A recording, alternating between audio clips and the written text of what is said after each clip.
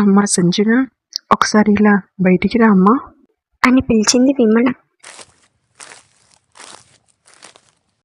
ఏంటత్తయ్య గారు?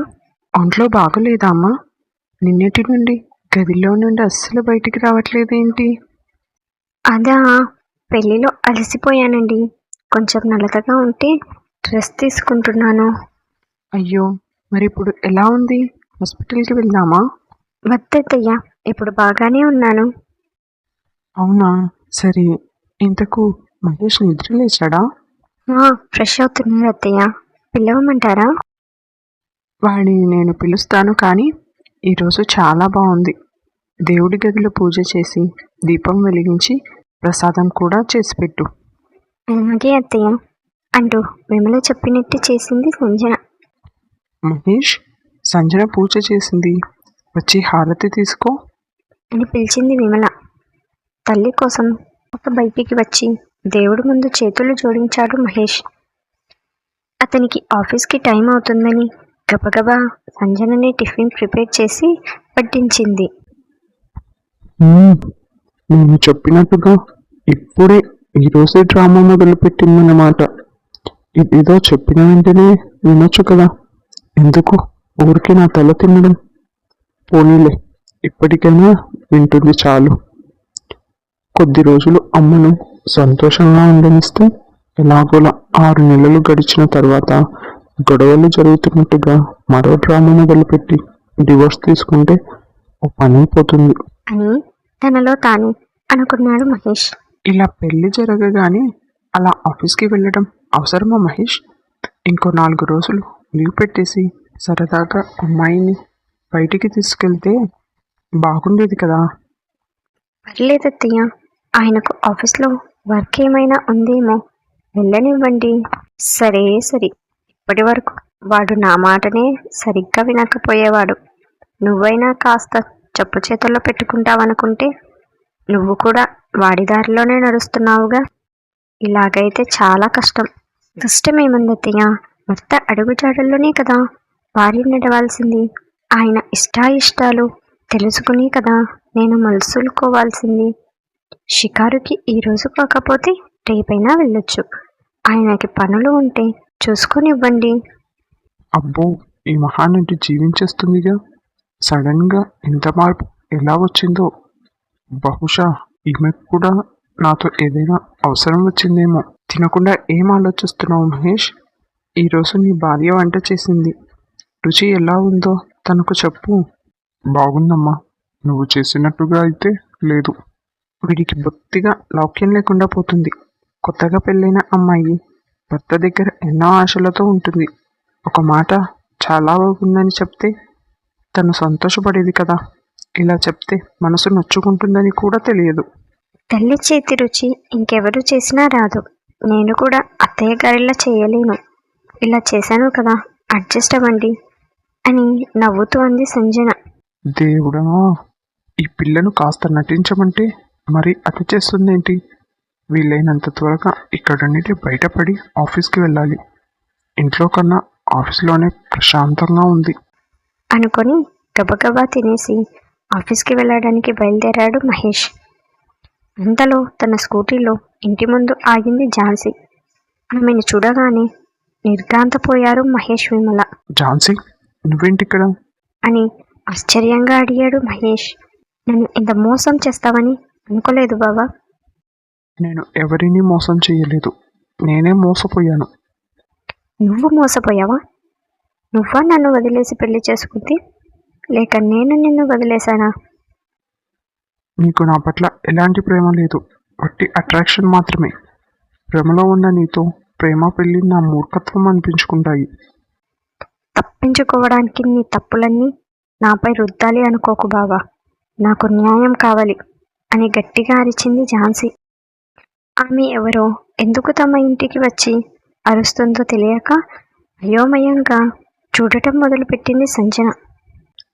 నేనేమి తప్పించుకోవట్లేదు ఝాన్సీ, నీ ఇష్టానికి వాగితే మర్యాదగా ఉండదు అని కోపంగా అన్నాడు మహేష్. ఇష్టానికి వాగుతున్నానా? నువ్వు నన్ను ప్రేమించింది అబద్ధమా? మనం పెళ్లి చేసుకోవాలనుకున్నది అబద్ధమా? నువ్వు నాతో ఒక మాట అయినా చెప్పకుండా ఎలా మరో అమ్మాయిని పెళ్లి చేసుకొని ఇంట్లో పెట్టుకున్నది అబద్ధమా? నిజమే. నేను నిన్ను ఇష్టపడ్డాను. పెళ్లి చేసుకోవాలని కూడా అనుకున్నాను. అమ్మ మన ప్రేమని ఒప్పుకోకపోయినా ఎంత కష్టమైనా సరే తన మనసును ఒప్పించి పెళ్లి జరగాలని కోరుకున్నాను. కానీ ఎప్పుడైతే నువ్వు నన్ను నా మాటల్ని లెక్క చేయకుండా వద్దన్న మనుషులతోనే స్నేహం చేస్తూ నన్ను ఎదిరించడానికి సిద్ధపడ్డావో నీ దృష్టిలో నాకు ఎలాంటి విలువ లేదని అర్థం చేసుకున్నాను. నిజంగా మనం ఒకరిని ప్రేమిస్తే వాళ్ళు ఏం చెప్పినా మన మంచి కోసమే అని నమ్ముతాము. వాళ్ళు చెప్పినట్టుగా నడుచుకోవడానికి ఇష్టపడతాము. కానీ మన విషయంలో అలా జరగలేదు ఝాన్సీ. నువ్వు నా మాటల్ని కంట్రోల్ చేస్తున్నట్టుగా ఫీల్ అయ్యావు. నేనేదో నిన్ను నా చెప్పు చేతుల్లో పెట్టుకోవాలనుకుంటున్నట్టుగా భావించావు. ఆ చిన్న గొడవని అడ్డు పెట్టుకొని నాకింత అన్యాయం చేస్తావా బావా? అది నీకు చిన్నదిగా కనిపిస్తుందేమో ఝాన్సీ, నాకు మాత్రం కాదు. నేను చాలా బాధగా ఉన్న సమయంలో నీ దగ్గరికి వచ్చాను. కానీ నీ నుండి నాకు ఓదార్పుకి బదులు మరింత బాధ ఎదురయ్యింది.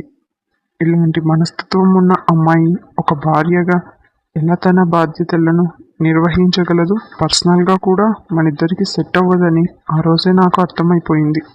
అందుకే నాకు పెళ్లి కుదిరింది అనే విషయం కూడా నీతో చెప్పాలనుకోలేదు. చెప్పడం అనవసరం అనిపించింది. అలా మాట్లాడొద్దు బావా. నేను నిన్ను ప్రేమించాను, ఇప్పటికీ ప్రేమిస్తున్నాను. నిన్ను తప్ప ఇంకెవరిని భర్తగా ఊహించుకోలేను. నీ పక్కన ఇంకెవరిని భార్యగా చూడలేను. ఇక నుండి నువ్వేం చెప్పినా వింటాను. నన్ను పెళ్లి చేసుకో బావా. చాలా ఆలస్యం చేసావు ఝాన్సీ, కానీ ఇప్పటికీ నాకు నీ కళ్ళలో నిజాయితీ కనిపించట్లేదు. నేనేదో చెప్పిన తర్వాత నువ్వు వినడం అనవసరం. చెప్పాను కదా, నిజంగా ప్రేమ ఉంటే ఎదుటి మనిషి ఏం చెప్పినా మన మంచికే అనుకుంటాము. నాకు మా అమ్మ అంటే చాలా ప్రేమ.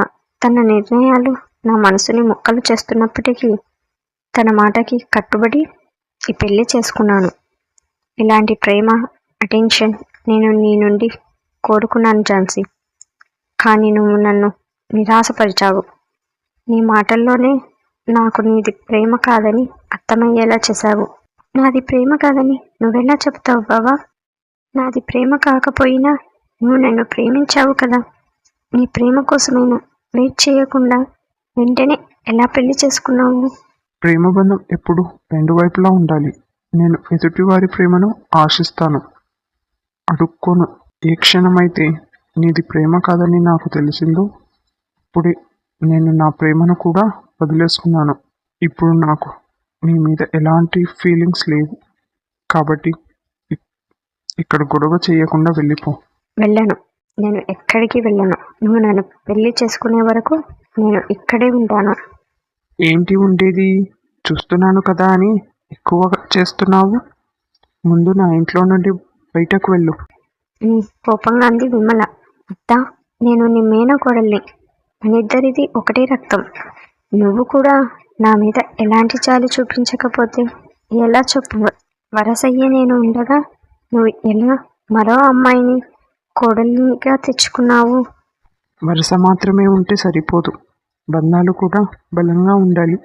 అయినా ఈ రెండు కుటుంబాల మధ్య ఎలాంటి గొడవలు ఉన్నాయో నీకు తెలియదా? అన్నీ తెలిసి నా కొడుకుని ప్రేమ అంటూ వల్లో వేసుకున్నావు. మా ఇంటి కోడలిగా సంజన రాసిపెట్టింది కాబట్టి ఈ పెళ్లి జరిగింది. లేదు, మీరు కేవలం ఆస్తి కోసం మాత్రమే ఈ పెళ్లి చేశారు. నన్ను ప్రేమించి పెళ్లి చేసుకుంటానని ఆశలు రేపి ఇప్పుడు మోసం చేసిన నిన్ను వదిలేస్తాననుకుంటున్నావా బావా? నేను మీ అందరి మీద కేసు పెడతాను. మీ అందరినీ జైల్లో పెట్టిస్తాను. నా కొడుకు నిన్ను ప్రేమించాడని పెళ్లి చేసుకుంటానని చెప్పినట్టు నీ దగ్గర ఏమైనా ఆధారాలు ఉన్నాయా? ఉన్నా కూడా నాకు ఏమీ ప్రాబ్లం లేదులే. నువ్వు కేసు పెట్టాలనుకుంటున్నావో పెట్టుకో. నేను కూడా నీ మీద కేసు పెడతాను. నువ్వు నీ స్వార్థం కోసం ఉద్దేశపూర్వకంగా నా కొడుకుని నీ ప్రేమ పేరుతో పిచ్చోడిని చేయడానికి ప్రయత్నించావని. విమల మాటలకు తగ్గకుండా ఝాన్సీ కూడా గట్టిగా గొడవ చేయడం మొదలుపెట్టింది. ఇద్దరి మధ్య మాట పెరిగింది. ఇక చాలా ఆపు ఝాన్సీ. ఇప్పుడు నువ్వేం చేసినా జరిగింది మారిపోదు. ముఖ్యంగా నాకు ఇప్పుడు నీ మీద ఎలాంటి ప్రేమ లేదు. ఇక పెళ్లి చేసుకునే ఉద్దేశం అయితే నువ్వు అసలు వదిలేసుకో. ఇక్కడ గొడవ చేస్తే నీ పరువే పోతుంది. మర్యాదగా ఇక్కడ నుండి వెళ్ళిపో. వెళ్ళిపోతాను బావా. ఇప్పుడు వెళ్ళిపోయినా మళ్ళీ తిరిగి వస్తాను. నేను ఉండాల్సిన స్థానంలో ఈ అమ్మాయి ఎలా ఉంటుందో చూస్తాను.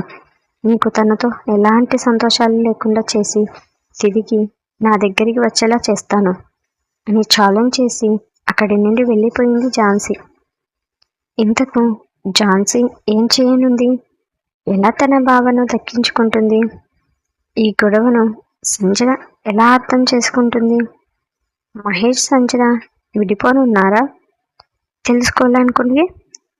తెలుసుకోవాలనుకుంటే ఈ వీడియోను లైక్ చేసి షేర్ చేసి సబ్స్క్రైబ్ చేసుకోండి.